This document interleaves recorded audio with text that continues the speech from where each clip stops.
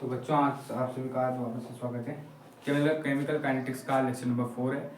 पिछले लेक्चर में हमने जो लेक्चर नंबर 3 था उसमें हमने इंटीग्रेटेड रेट लॉ को डिराइव किया था। आज जो हमारा नेक्स्ट टॉपिक है वो है pseudo first order reaction.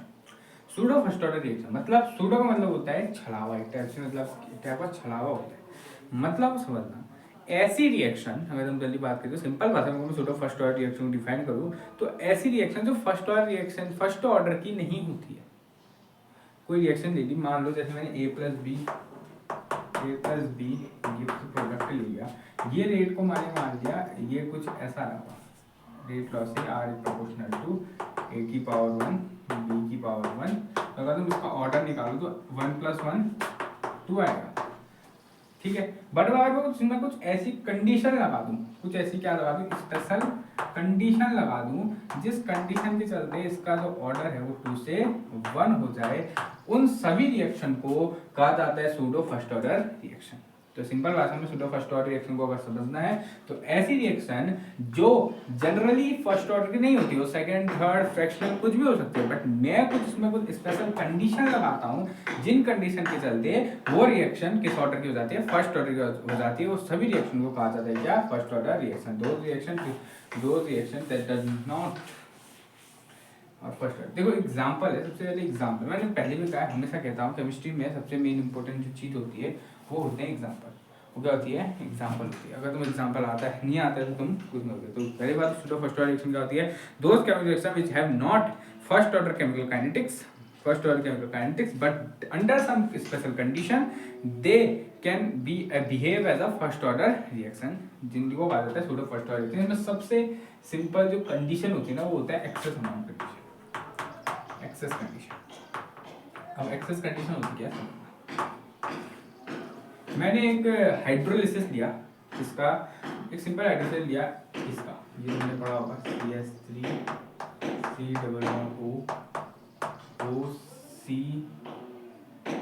C2H5 क्या है ये, एस्टर C≡O R, ये पता होना चाहिए RC≡OR, ये क्या होता है, एस्टर होता है। क्या इसका नाम है, एस्टर, ठीक है। तो हम एसिडिक हाइड्रोलिसिस कर रहे हैं, मतलब एसिडिक हाइड्रोलिसिस मतलब इसमें मैं मिलाऊंगा पानी मिलाऊंगा, लेकिन वो पानी को एसिडिक मिलाऊंगा मतलब H पॉजिटिव मतलब एसिड के प्रेजेंट में मिलाऊंगा, तो उसको कहा जाता है एसिडिक हाइड्रोलिसिस। दोबारा समझना, हमने एक कंपाउंड लिया वो जो कि यहाँ पे एस्टर है, इसका असली नाम बताओ तो इथाइल एसीटेट, इसका जो नाम है वो है इथाइल एसीटेट। तो हमने यहाँ पे क्या लिया है, इथाइल एसीटेट लिया है, जिसका मैं कर रहा हूँ हाइड्रोलिसिस। जो हाइड्रोलिसिस हो रहा है एक्चुअली में एसिटिक हाइड्रोलिसिस, मतलब H पॉजिटिव के प्रेजेंस में। दो टाइप के हाइड्रोलिसिस होते हैं, एक होता है H पॉजिटिव के प्रेजेंस में, दूसरा होता है OH नेगेटिव। OH नेगेटिव वाला बेसिक हाइड्रोलिसिस होता है, जनरली हम इसको नहीं पढ़ते, हम ज़्यादातर मैक्सिमम हाइड्रोलिसिस H पॉजिटिव के प्रेजेंस में होता है, या इसको H2O की जगह H3O पॉजिटिव अगर कहीं पे लिखा है तो ये भी एसिटिक हाइड्रोलिसिस है, क्योंकि देख लोगे तो 2 + 1 3 हाइड्रोजन H3O पॉजिटिव, सिंपल बात। तो समझना, अगर मैं हाइड्रोलिसिस होगा, तुमने क्लास 12 में इसकी उल्टी रिएक्शन पढ़ रखी है, कहाँ पे, अल्कोहल फिनॉल और ईथर में मेथड ऑफ प्रिपरेशन में नहीं थी, केमिकल रिएक्शन थी, जिसमें हमारा एक क्या होता था, एसिड प्लस अल्कोहल मिलके बना देता है एस्टर, ये रिएक्शन हो गई। एसिड प्लस अल्कोहल मिलकर बनाता है एस्टर प्लस वाटर। तो अब उल्टा हो रहा है, एस्टर प्लस वाटर बनाएगा एसिड और अल्कोहल। वो एसिड होता है, यहाँ से देखो होता क्या है, इनके बीच में बॉन्ड टूटता है, H पॉजिटिव अटैक करता है, ये बॉन्ड टूटता है, यहाँ पे H पॉजिटिव इसके साथ जुड़ जाता है। तो जब H पॉजिटिव जुड़ेगा तो क्या बनेगा, C2H5OH, जो कि क्या है, अल्कोहल, और साथ में प्लस साथ में यहाँ बॉन्ड टूटा, H पॉजिटिव से क्या निकलेगा, एक निकलेगा H पॉजिटिव, एक निकलेगा OH नेगेटिव। ये H पॉजिटिव वापस अपनी जगह बदल देगा, ये OH नेगेटिव इसमें अटैक मारेगा, तो बन जाएगा हमारा CH3COOH। समझ में बात। तो तुम्हें जनरली ये रिएक्शन को याद ही करना है, क्या रिएक्शन है, हम एसिटिक हाइड्रोलिसिस कर रहे हैं। इस रिएक्शन का नाम है acidic hydrolysis of ethyl acetate का एसिटिक हाइड्रोलिसिस करेंगे, तो एक बनेगा अल्कोहल और एक बनेगा एसिड, जो कि यहाँ कौन सा एसिड है, कार्बोक्सिलिक एसिड है। तो अगर तुम इसके लिए क्या निकालो, रेट लॉ निकालो, तो according to rate law R, इसका आर प्रोपोर्शनल टू आता है ethyl acetate CH3 COO C2H5 की पावर 1 H2O की पावर 1, ऐसा आता है, ऐसा आता है। ये होता है इसका rate law, original rate law ये होता है। तो अगर इस रेट लॉ के हिसाब से तुम इसका ऑर्डर निकालोगे तो वो आएगा 2, 1 + 1 ऑब्वियसली 2, दिखा दो अच्छे से, 1 + 1 ऑब्वियसली 2। तो ये तो सेकंड ऑर्डर रिएक्शन है। बट अब मैं एक कंडीशन लगाऊंगा जिससे मैं इसको फर्स्ट ऑर्डर बनाऊंगा, जो कंडीशन है एक्सेस कंडीशन। मैं एक्सेस कंडीशन, अब एक्सेस कंडीशन में करते क्या है, मैं लूंगा कंडीशन हमारी है वाटर इन एक्सेस। मैं इस वाटर को एक्सेस अमाउंट में लूंगा, एक्सेस अमाउंट में बहुत ज्यादा पानी लूंगा। और एक कोई भी रिएक्शन में एक रूल याद रखना, कभी भी बता देता हूँ, A + B गिव्स प्रोडक्ट। अगर कभी मैंने किसी भी रिएक्टेंट में किसी भी एक मॉलिक्यूल का अगर मैंने एक्सेस अमाउंट ले लिया तो वो रेट लॉ में मदद नहीं देता है। अगर अकॉर्डिंग तुम देखोगे तो रेट लॉ इसका आएगा K कंसंट्रेशन ऑफ A या कंसंट्रेशन ऑफ B। मान लो अगर B एक्सेस में है तो ये B यहाँ से हट जाएगा, B पे रेट लॉ डिपेंड नहीं करेगा। मतलब अगर कभी भी कोई रिएक्शन में अगर कोई कंसंट्रेशन रिएक्टेंट का टर्म एक्सेस अमाउंट में पाया जाता है तो उस पॉइंट में हमारा क्या रिएक्टेंट डिपेंड नहीं, मतलब रेट लॉ डिपेंड नहीं करता है। तो अब अभी यहाँ देखना, तो यहाँ पे मैंने किसको एक्सेस अमाउंट ले रखा है, H2O को एक्सेस अमाउंट ले रखा है, तो इसमें हमारा डिपेंड नहीं करेगा। जो अब हमारा जो रेट होगा वो सिर्फ डिपेंड करेगा इथाइल एसीटेट में, और इसकी पावर 1 है। तो अब अगर तुम ऑर्डर निकालोगे तो ऑर्डर आ जाएगा 1, ऑर्डर आ जाएगा 1। तो सूडो फर्स्ट ऑर्डर रिएक्शन वो रिएक्शन होती है जो एक्चुअली में फर्स्ट ऑर्डर की नहीं होती है, सेकंड हो सकती है, फ्रैक्शन हो सकती है, जीरो हो सकती है, कुछ भी हो सकती है। बट हम कुछ स्पेशल कंडीशन लगाते हैं जिससे उन्हें फर्स्ट ऑर्डर बनाते हैं। एग्जांपल था acetic hydrolysis of ethyl acetate. मैंने इथाइल एसीटेट लिया, इसका हाइड्रोलिसिस किया तो अल्कोहल प्लस एसिड बना। फिर मैं अगर मैंने आप इसमें रेट लॉ लगाया तो मुझे पता चला कि इसका रेट इथाइल एसीटेट और H2O दोनों में डिपेंड कर रहा है, दोनों पे 1 पावर पे इनकी कंसंट्रेशन पावर 1 में डिपेंड कर रहा है। तो ऑर्डर निकाला तो 1 + 1 2 ऑर्डर है। तो ये तो एक सेकंड ऑर्डर की थी, इसकी ऑर्डर की ये थी सेकंड ऑर्डर की। बट अब मैंने कंडीशन लगाई, कंडीशन था कि water in excess amount, water किस अमाउंट ले लिया मैंने, एक्सेस अमाउंट ले लिया। और अगर मैंने वाटर एक्सेस अमाउंट ले लिया तो एक रूल याद रखना, कभी भी अगर कोई रिएक्शन में कोई रिएक्टेंट एक्सेस अमाउंट में होता है तो वो रिएक्टेंट रेट लॉ में डिफाइन नहीं करता है, मतलब उस रिएक्टेंट को उस रिएक्टेंट की कंसंट्रेशन में रेट लॉ डिपेंड नहीं करेगा। तो अब वाटर एक्सेस अमाउंट में तो सिर्फ हमारा कंसंट्रेट रिएक्टेंट बता इथाइल एसीटेट, तो रेट लॉ सिर्फ इस इथाइल एसीटेट पे डिपेंड करा। तो अब अगर मैंने ऑर्डर निकाल के फर्स्ट ऑर्डर की रिएक्शन, फर्स्ट ऑर्डर की रिएक्शन, तो ये एक कैसी है, सूडो फर्स्ट ऑर्डर रिएक्शन है। एक और एग्जांपल देख लें, एग्जांपल से हमेशा अगर कभी तुम्हें सूडो फर्स्ट ऑर्डर रिएक्शन के एग्जांपल देना, पक्का ऐसा एग्जांपल लेना जिसमें तुम आराम से एक्सेस मान, ये तरीका बहुत सरल है एक्सेस मान बनाना। एक और लेते हैं हाइड्रोलिसिस लेते हैं, सबसे simple hydrolysis of sucrose, hydrolysis C12H22O11, इसका भी मैं करता हूँ एसिडिक हाइड्रोलिसिस का, तो मेरे को मिलता है C6H12O6 ग्लूकोज, C6H12O6 फ्रक्टोज। ये ग्लूकोज क्यों है, क्योंकि ये इसमें एल्डिहाइडिक ग्रुप है, और ये फ्रक्टोज इसलिए कि इसमें कीटोनिक ग्रुप है। ठीक है, अब अगर तुम यहाँ पे भी रेट लॉ निकालोगे तो रेट लॉ यहाँ पे भी इन दोनों की पावर में बनेगा, C12H22O11 में भी, और साथ ही साथ H2O दोनों में ये करेगा, डिपेंड करेगा। पर सिंपल बात, तुम H2O को ले लो एक्सेस अमाउंट, H2O इसको ले लो एक्सेस अमाउंट। जब तुम इसे एक्सेस अमाउंट लोगे तो सिर्फ हमारा रेट लॉ सिर्फ डिपेंड करेगा सिर्फ सुक्रोज में, और जैसे उस सुक्रोज में डिपेंड करा तो हमारी ऑर्डर ऑफ रिएक्शन आ जाएगी। This is known as pseudo first order reaction. समझ आई? सूडो फर्स्ट ऑर्डर रिएक्शन उन्हें कहते हैं जो एक्चुअली में फर्स्ट ऑर्डर की नहीं होती है, बट कुछ स्पेशल कंडीशन लगाने के बाद उनको कैसे रिएक्शन बनाया जाता है, फर्स्ट ऑर्डर की रिएक्शन बनाया जाता है, उन्हें कहा जाता है pseudo first order reaction. Simple बात है, समझ, सिंपल बात।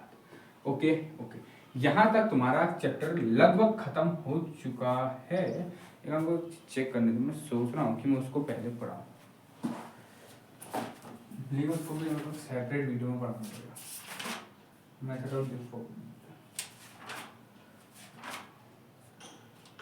उससे पहले मैं एक और चीज़ पढ़ाता हूँ, फिर मैं जाता हूँ, ठीक है। हाँ, ये चीज़ जो मैं पहले बताता हूँ, ये हमारे एक बार समझ लो हमारे टॉपिक कितने बचे हैं इस चैप्टर में, कितने टॉपिक बचे हैं। तो हमारे ज़्यादा टॉपिक नहीं है, हमारे टॉपिक है कैटलिस्ट। क्या टाइम लगेगा कैटलिस्ट, और मैं एक काम करूँगा लेक्चर नंबर 5 में कैटलिस्ट और एक्टिवेशन इसको एक लेक्चर में डाल दूँगा, ये लेक्चर नंबर 5 में।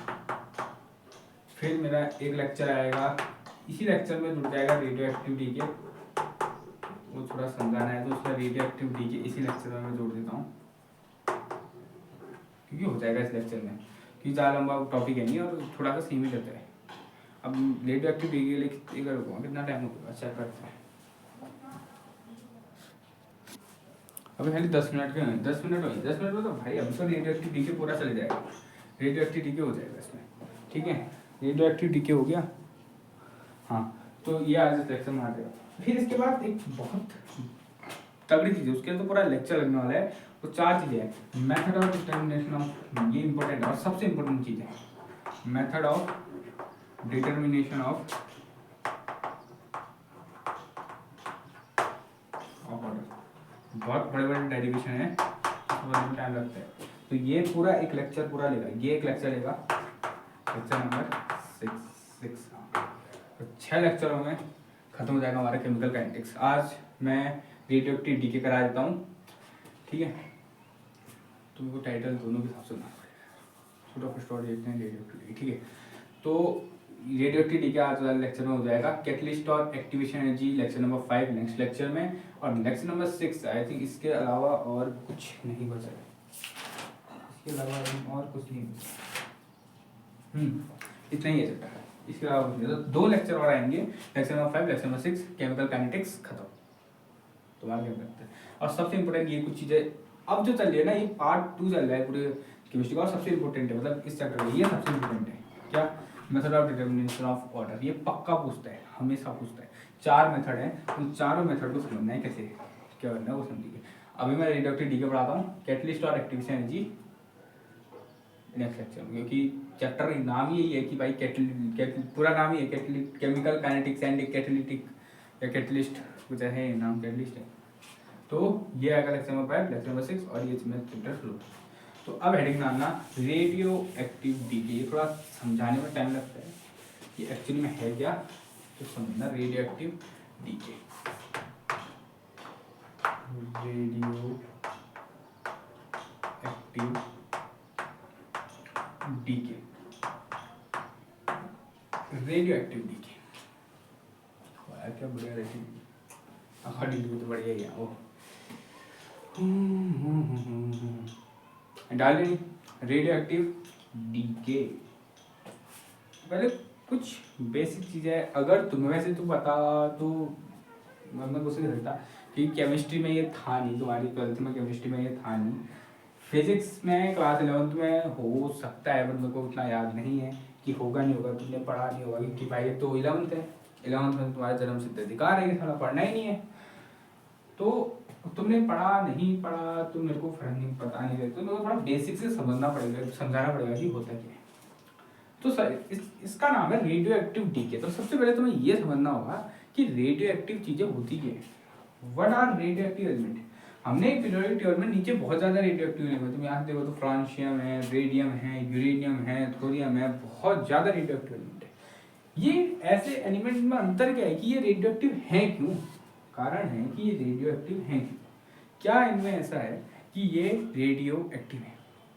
सवाल तो आता है कि रेडियो एक्टिव है, तो समझने की बात समझना कि मान लो कोई एक्स एलिमेंट है, एक्स कोई एलिमेंट है, कोई भी एलिमेंट हो सकता है, मैं स्पेसिफिक एलिमेंट की बात कर रहा हूँ, एक्स है। तो नॉर्मल कोई एलिमेंट ना अपने अंदर से कोई भी नॉर्मल को बात में बात करते हैं, अगर ये क्या है रेडियो एक्टिव, अगर हम मान ली रेडियोएक्टिव, मान क्या लिया, अगर मैं अभी प्रूफ करता हूँ कि रेडियोएक्टिव, प्रूफ तो क्या करता हूँ ये रेडियोएक्टिव क्यों होगा, कोई एलिमेंट रेडियोएक्टिव क्यों है, तो समझना उसकी 3 चीजें वो करता है। वो अपने अंदर से अल्फा पार्टिकल एमिट करता है, अल्फा पार्टिकल को एमिट करते हैं, वो अपने अंदर से बीटा पार्टिकल को एमिट करते हैं, वो अपने अंदर से बीटा पार्टिकल को एमिट करते हैं, और वो अपने अंदर से गामा एनर्जी को एमिट करते हैं। ये तीन चीजें एक रेडियो एक्टिव एलिमेंट करते हैं। क्या? अपने अंदर से अल्फा पार्टिकल को एमिट करना, अपने अंदर से बीटा पार्टिकल को एमिट करना और अपने अंदर से गामा पार्टिकल को एमिट करना। आई थिंक तुम्हारे क्लास 12 में डिलीट था, नहीं था उसमें। तो रेडियो एक्टिव एलिमेंट उन एलिमेंट को आता है जो अपने अंदर से अल्फा पार्टिकल, बीटा पार्टिकल और गामा एनर्जी को क्या करते हैं? एमिट करते हैं। सिंपल बात, बहुत सिंपल। तो अब कोई एलिमेंट है रेडियो एक्टिव एलिमेंट, नॉर्मल भी तुम्हें केमिस्ट्री में पता है, मैंने बहुत बेसिक रूल बताया है। केमिस्ट्री का सबसे बेसिक रूल है कि सभी चीजों को क्या होना है? स्टेबल होना है। सब चीजों को क्या होना है? स्टेबल होना है। कोई नहीं चाहता कि मेरे अंदर एक्स्ट्रा एनर्जी हो, कोई नहीं चाहता। सब चीजें, और कुछ चीजें, अब कुछ एग्जांपल जैसे सोडियम, सोडियम में एक एक्स्ट्रा एलिमेंट रहता है, एक्स्ट्रा इलेक्ट्रॉन रहता है, तो सोडियम एक इलेक्ट्रॉन को लूज करके Na पॉजिटिव में जाना ज्यादा अच्छा मानता है, क्योंकि वो एक नोबल गैस कॉन्फ़िगरेशन है, तो वो इनर्ट गैस कॉन्फ़िगरेशन है, तो वो थोड़ा स्टेबल रहता है। ये काम नॉर्मल एटम करते हैं। एक रेडियो एक्टिव, भाई नॉर्मल एटम भी कभी कभी अनस्टेबल रहते हैं, तो रेडियो एक्टिव तो बहुत ज्यादा अनस्टेबल है, बहुत बहुत बहुत ज्यादा अनस्टेबल है। तो वो कुछ ना कुछ कर उसे भी तो कुछ ना कुछ करना चाहिए ना, कि वो जिससे थोड़ा थोड़ा तो स्टेबल हो जाए। तो करता ही यही है, वो अपने अंदर से जितने ज्यादातर अल्फा पार्टिकल को, बीटा पार्टिकल, इन सबको क्या करते हैं? एमिट करते हैं। जितने भी बहुत ज्यादा क्या करते हैं? बहुत ज्यादा अल्फा पार्टिकल, बीटा पार्टिकल और गामा पार्टिकल को क्या करता है? अपने अंदर से एमिट करते हैं। अब अपने अंदर से एमिट करेगा तो होगा क्या? कुछ तो होगा ना अंदर, अपने अंदर से जब वो एमिट करेगा तो एक्चुअली वो होगा ये कि वो, जैसे एग्जाम्पल देते हैं यूरेनियम का, यूरेनियम जब अपने अंदर से इलेक्ट्रॉन, प्रोटॉन, सब चीजों का एमिट करेगा ना, तो वो कम रेडियोएक्टिव एलिमेंट हो जाएगा। यूरेनियम जाता है थोरियम, क्योंकि वो अपने से अल्फा पार्टिकल इनको इमिट करते रहते हैं, तो कम रेडियोएक्टिव होते रहते हैं। अब ये भी तो एक रिएक्शन ही है ना, कोई एक रिएक्टेंट है, वो कुछ काम कर रहा है, फिर कुछ नया प्रोडक्ट बन रहा है, ये क्या है? रिएक्शन है। अगर ये एक रिएक्शन है तो इसमें भी केमिकल काइनेटिक्स तो लगनी चाहिए। केमिकल काइनेटिक्स का काम क्या है? केमिकल काइनेटिक्स का काम है कि वो हर कोई रिएक्शन के बारे में स्टडी करती है। अगर रेडियोएक्टिव डीके मतलब एक ऐसी रिएक्शन जिसमें एक रेडियोएक्टिव एलिमेंट अपने से कम रेडियोएक्टिव एलिमेंट में कन्वर्ट होता है, सिंपल बात, तो ये भी कुछ ना कुछ तो रिएक्शन होगी। अगर ये कुछ ना कुछ रिएक्शन है तो ये भी केमिकल काइनेटिक्स को फॉलो करेगा। तो जब हमने पढ़ा कि ये जो रेडियोएक्टिव डी, समझ में आया तो रेडियोएक्टिव डी की क्या है? रेडियोएक्टिव डी की ये है कि कोई एक एटम एलिमेंट हायर, मतलब ज्यादा रेडियोएक्टिव एलिमेंट जब अपने से कम रेडियोएक्टिव एलिमेंट पर कन्वर्ट होता है, इसी को कहते हैं रेडियोएक्टिव डी। मतलब उसकी रेडियोएक्टिव डी के मतलब सड़ना, तो उसकी रेडियोएक्टिविटी सड़ जाती है, मतलब कम हो जाती है। सिंपल बात, सिंपल। तो जब साइंटिस्टों ने चेक किया कि भाई ये जो रेडियोएक्टिव डीके है, ये कौन सी ऑर्डर ऑफ काइनेटिक को फॉलो करता है? रिएक्शन है तो कोई ना कोई ऑर्डर तो फॉलो करेगा, first order, second order, third order, या कुछ तो फॉलो करेगा। तो ये बता चला कि radioactive decay follows first order kinetic.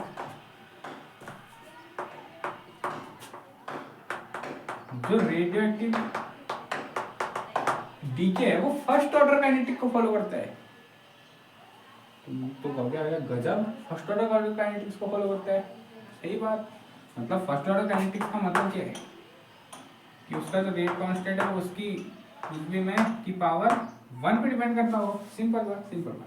तो तुम्हारे सिलेबस में रेडियोएक्टिव डीके का फर्स्ट ऑर्डर, जैसे तुम्हें याद होगा हमने इंटीग्रेटेड रेट लॉ डिराइव किया था ना फर्स्ट ऑर्डर के लिए। तो इसके लिए भी तुम्हें डिराइव करना है, इस चीज के लिए भी तुम्हें डिराइव करना है। तुम्हारे सिलेबस में रेडियोएक्टिव डीके के बारे में उतना ज्यादा है नहीं कि कैसे होता है, तुम्हारे सिलेबस इतना है कि उसके लिए फर्स्ट ऑर्डर काइनेटिक की इक्वेशन डिराइव करो, और वो इक्वेशन आधी सेम होती है, उसके बाद एक नया मोड लेती है। ठीक है, अब जिस जिसको इक्वेशन बढ़िया याद होगी वो यही तो थी, k = 2.30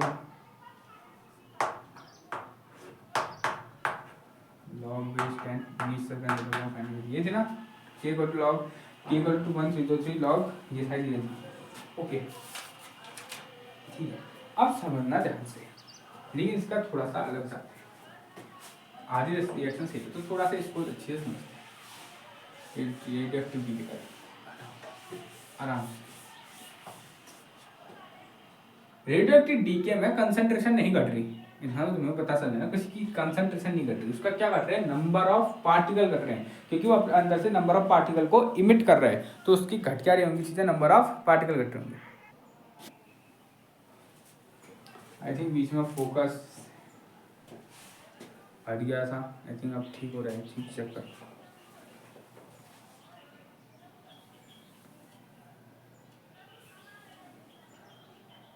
I don't know focus क्यों नहीं हो रहा है आज, कैमरा फोकस क्यों कर रहा है।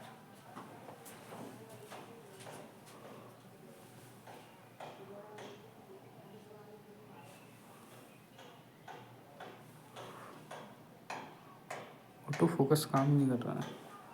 आई थिंक अब फोकस में रहना चाहिए, वरना ब्लर ब्लर थोड़ी देखोगे यार तुम। एक बार वो चेक लिखता हूँ।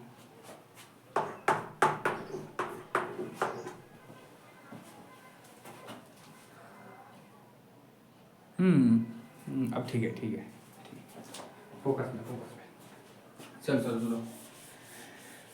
10 मिनट हुए थे, 20 मिनट हुए, मतलब 10 मिनट खाली एडेप्टिव की चीज़ें में ज्ञान बांटा है। तो मैं सोचता हूँ कि 10 का आधे घंटे का लेक्चर है, ज़्यादा लंबा लेक्चर नहीं रखना होता है। कि स्टार्टिंग लेक्चर तो बार 50 मिनट की था, वो थोड़े जरूरी भी थी क्योंकि उसमें थोड़ा सा हो रहा था कि तभी सिलेबस का जल्दी खत्म था। वरना जनरली मैं ज़्यादा से ज़्यादा आधे मिनट की लेक्चर रखता था और उसमें बहुत छोटी छोटी काम हो रहा था। तो मैं जनरली लेक्चर जो इसके 10 से 11 लेक्चर जाते थे उनको खत्म करने में। अभी 6 लेक्चर 7 लेक्चर में खत्म करा रहे, 6-7 लेक्चर तो हो जाएंगे क्योंकि मैं थोड़ा रफ्तार में चल रहा हूँ ना, और रफ्तार में चलना भी रहता है। तो जितना क्योंकि पता है तुम भी रफ्तार में हो, क्योंकि स्टार्टिंग से तो मेरे को बहुत कम लोग देखते हैं।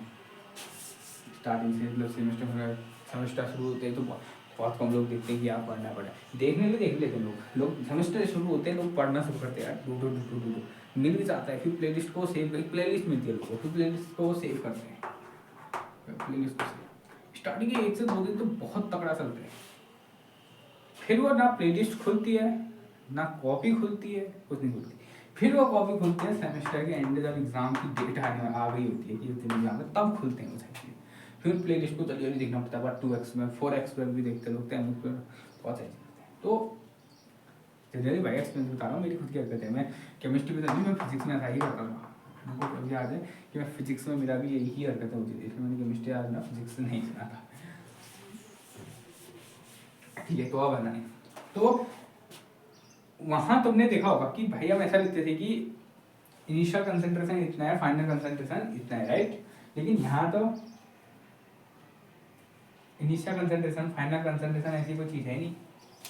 यहाँ तो है नंबर ऑफ पार्टिकल, कि नंबर ऑफ रेडियोएक्टिव एलिमेंट जो डिसइंटीग्रेट कर रहा है तो उसके नंबर ऑफ पार्टिकल है, तो हम ये लेंगे। तो एक रिएक्शन है R गोज टू P, मान लो T इक्वल टू 0 टाइम पे n नॉट पार्टिकल इमिट थे उसमें, n नॉट पार्टिकल थे उसका, क्या कितने पार्टिकल एलिमेंट थे, नंबर मतलब उस एलिमेंट के कितने एटम थे, एंड नॉट। मेरे को लग ही रहा था, मेरे को समझ नहीं आ रहा है कि ये आज फोकस क्यों नहीं कर रहा है।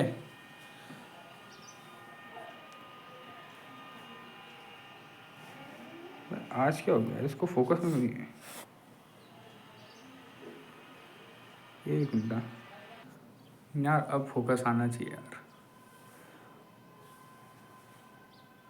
अब हिलाना मैं बता दे रहा हूँ, दिमाग खराब हो जाएगा, फेंक दूँगा इसको बाहर। अगर हम दिखा दो मतलब तुम्हें कुछ दिखाने खाली सुन रहे थे, क्या लिखा था मैंने, एक रिएक्शन या रिएक्शन नहीं है तो रिएक्टेंट टू प्रोडक्ट जा रहे हैं, लेकिन रिएक्टेंट के और प्रोडक्ट के जाने में दिक्कत क्या है, कहीं मेरी वजह से तो दोनों नहीं हट रहे हैं। ठीक है ठीक है ठीक है। तो रिएक्टेंट टू प्रोडक्ट जा रहे, तो अब जनरली नॉर्मल रिएक्शन में तो कंसंट्रेशन घटती है, घटती नहीं घटती है, बट ये तो रेडियोएक्टिव डीके है तो इसमें नंबर ऑफ एटम घटेंगे। तभी तो भाई एक एलिमेंट दूसरे एलिमेंट में कन्वर्ट कब होगा, जब वो number of atom, number of electron in सबको घटाएगा ना, तो नंबर ऑफ एटम को घटाएगा, नंबर ऑफ एटम को घटाएगा, नंबर ऑफ इलेक्ट्रॉन को घटाएगा। तो मान लो पहले उसके बाद N naught number of atom थे, एलिमेंट रेडियोएक्टिव एलिमेंट का एन नॉट थे। फिर कुछ समय बाद देखा टी टाइम के बाद वो एन नॉट से एन हो गए, यहाँ पे कुछ नए नए टर्म आएंगे, हाँ बहुत सारे नए नए टर्म आएंगे, तो समझना। तो मैंने क्या कहा कि पहले स्टार्टिंग के टाइम पे ये फिर फोकस नहीं कर रहा है, ये चीज़ फिर फोकस क्यों नहीं कर रही यार, मेरे को आज बिल्कुल समझना। अब फोकस करा इसने यार, सही बता रहा मैं, दिमाग खराब हो गया, मैं दिमाग खराब हो गया इसके फोकस के चक्कर में ना, मैं पढ़ा नहीं पा रहा हूँ। 5 मिनट दिमाग खराब हो जाए इसके फोकस कर। तो अब तो भाई अगर इसने अब दोबारा खेलना मान लो फेंक दूंगा इसको सही बता। तो मान लो रिएक्टेंट टू प्रोडक्टेड आ रहा है, तो पहले उसके टी जीरो में मतलब जीरो टाइम पे जब उसकी रेडियोएक्टिव डीके शुरू नहीं हुआ था तो उस टाइम पे एन नॉट पार्टिकल एटम थे, उसके बाद कितने हो गए एन हो गए। तो अकॉर्डिंग टू रेट लॉ क्या होता है आर प्रोपोर्शनल टू, अब टी टाइम की बात करो तो इसकी कंसंट्रेशन, अब नंबर पार्टिकल है की पावर ऑर्डर कितनी है 1। प्रोपोर्शनलिटी का साइन हटता है तो वहां आता है रेट कांस्टेंट के, बट यहाँ हम रेट कांस्टेंट को लेते हैं लैम्डा। यहाँ जो रेट कांस्टेंट होता है रेट डी के कांस्टेंट होता है वो क्या होता है लैम्डा होता है। तो R equal to lambda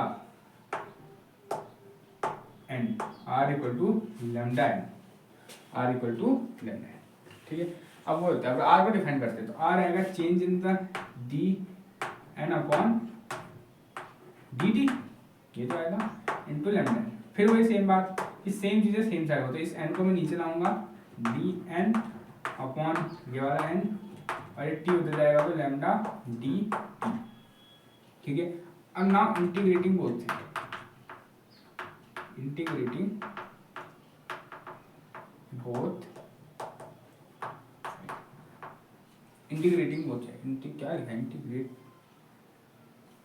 integrating GRAT integrating बहुत आप दोनों से इंटीग्रेट करते हैं।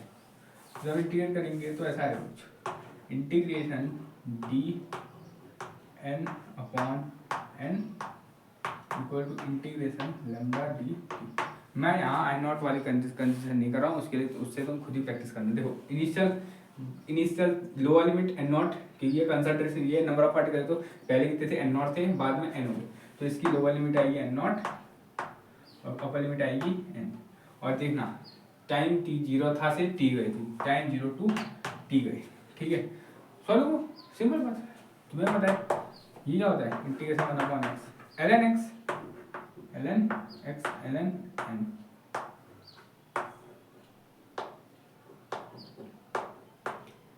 Not to n equal to ये आएगा लैम्डा बार टी का टी आ जाएगा।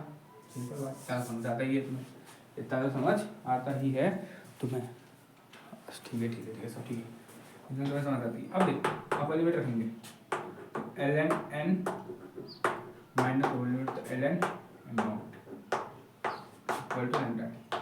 अब याद करो हम क्या करते थे, हम इस ln को पहले ऐसे करते थे राइट, ln वही बार में log ln a into ln b ln a अपन समझ आता है ln n upon n not, इतना तो बताइए इक्वल टू लैम्डा।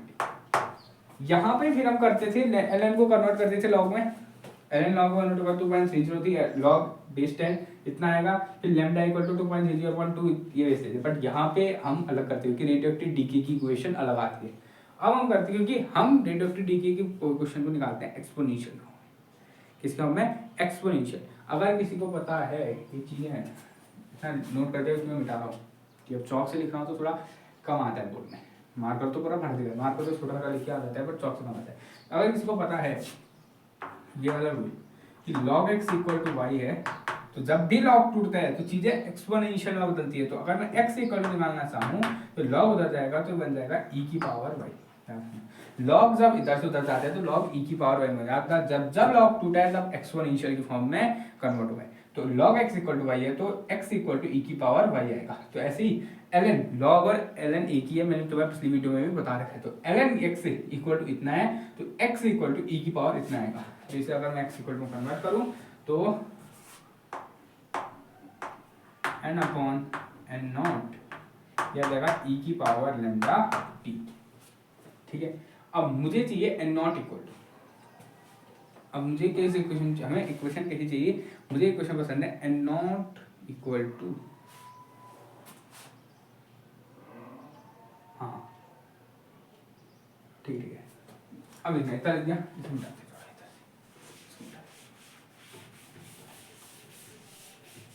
ठीक है। अब सुनना मैं इस n नॉट को दे देता हूँ n equal to n naught e की power lambda t, n equal to n naught e की पावर लैम्डा t, बस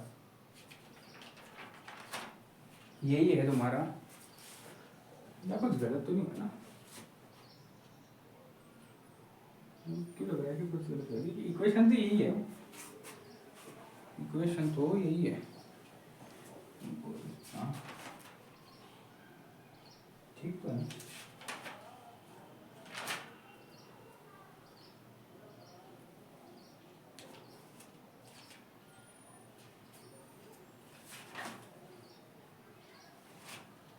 वो एक जगह गलत लग रहा है, क्यों गलत लग रहा है? वो एक जगह गलत लग रहा है, मेरे को समझ नहीं आ रहा कि ऐसा क्यों है।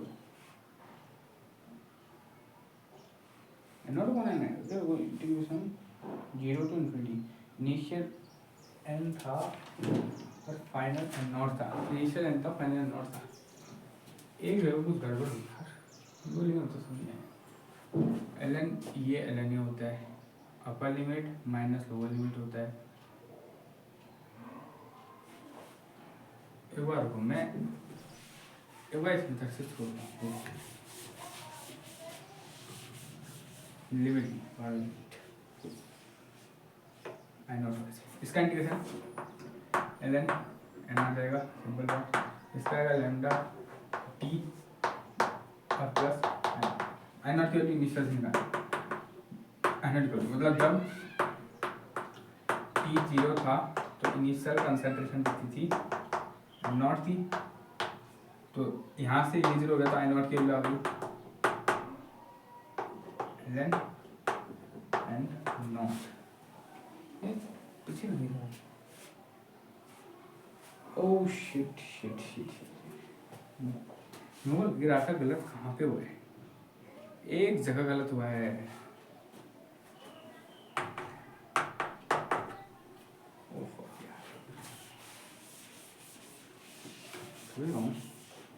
ये जो गलती होती है, इतने फोकस नहीं मिला, मेरा तक का फोकस निकालने का, क्योंकि अगर अभी इसने अगर फोकस नहीं आवा ना मैं इसको बता, और तो फोकस है इसके चक्कर में खुद ही वहाँ पे मैंने खाना, सॉरी मेरी गलती थी, ये मैं फोकस के चक्कर में यहाँ पे एक जगह एक चीज़ करना भूल गया, आई एम सॉरी। कैंसिल मत कर, reactant to product, okay. T equal to 0 में रिएक्टेंट की कंसंट्रेशन एन नॉट रहेगी, टी इक्वल टू टी में तुम्हें अपना पता है रिएक्टेंट की कंसंट्रेशन एन हो जाएगी। तो अकॉर्डिंग टू देख लो R equal to lambda N की पावर 1, आर को लिखेंगे तो minus D N upon D T आएगा अपॉन लेमडा एन, ये माइनस की वजह से दिक्कत हुई, तो ये एन आएगा तो D N upon N lambda D T. Now integrating both side, integrating both side minus by lambda, अब तुम वो भी रख दो कोई दिक्कत नहीं, lambda D T upon lambda D N upon N, अरे क्या बोल क्या रहा हूँ, क्या रहा हूँ, D N upon N into lambda D T. 0 से टी जाएगा, एन नॉट से जाएगा, ठीक है।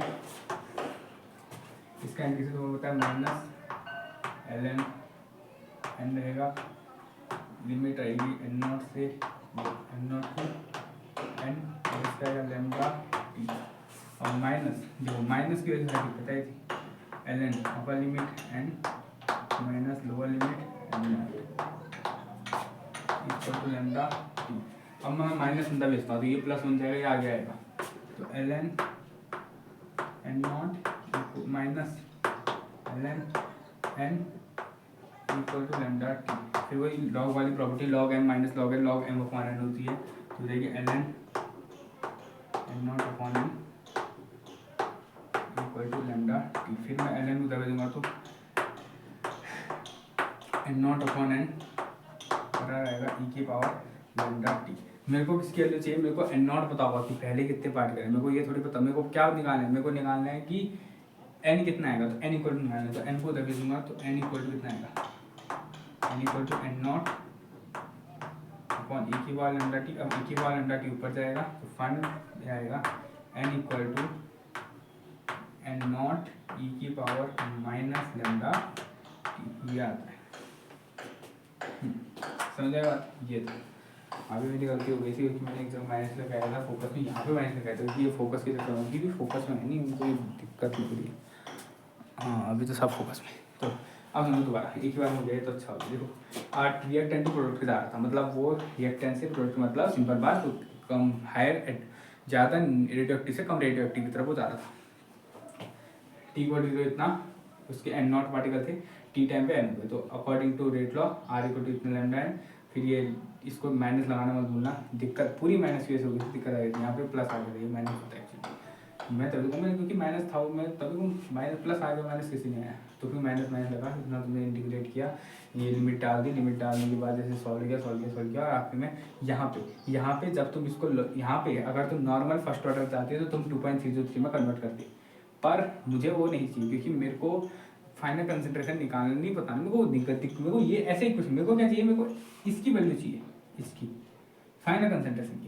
वहाँ मेरे को वैल्यू किसी चाहिए लैम्डा की, बट यहाँ मेरे को फाइनल कंसंट्रेशन की वैल्यू चाहिए। लैम्डा की वैल्यू तुम निकाल सकता हूँ, क्योंकि अगर मैं यहाँ से सॉल्व करूँगा, अगर मेरे को फाइनल कंसंट्रेशन मिल जाए, मान लो मेरे को पता है, तो मैं लैम्डा की वैल्यू निकाल सकता हूँ, क्योंकि लैम्डा वाला फॉर्मूला तो अभी भी वही रहेगा।